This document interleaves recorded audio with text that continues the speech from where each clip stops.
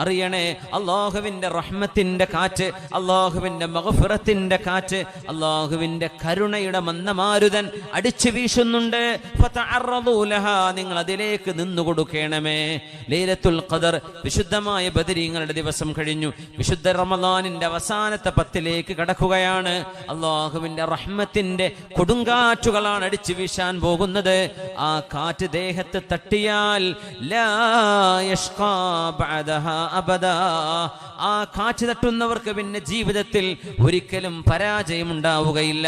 അതുകൊണ്ട് ഇനിയുള്ള ദിനരാത്രങ്ങൾ ഇന്നലെ കഴിഞ്ഞ ദിനരാത്രങ്ങളെ പോലെയല്ല. ഇനി വരാനിരിക്കുന്നത് കണിശമായും ഗൗരവത്തോടുകൂടെ കാണേണ്ട ദിനരാത്രങ്ങളാണ്. റമളാനിന്റെ തുടക്കത്തിലുണ്ടായ ആവേശത്തിന്റെ 10 മടങ്ങ് ഉത്സാഹം കാണിക്കേണ്ട സമയമാണ് റമളാനിന്റെ അവസാനത്തെ 10 അല്ലാഹു തആല 84 കൊല്ലത്തെ ആയുസ് നമുക്ക് വിധിക്കുന്ന സമയമാണത്. 1000 മാസങ്ങൾ എന്ന് പറയുന്നത് 84 വർഷമല്ലയോ? ഒരു ലൈലത്തുൽ ഖദർ ഒരു വർഷം കിട്ടിയാൽ 84 ആയുസ് വർഷം ആയുസ് കിട്ടുന്ന പോലെ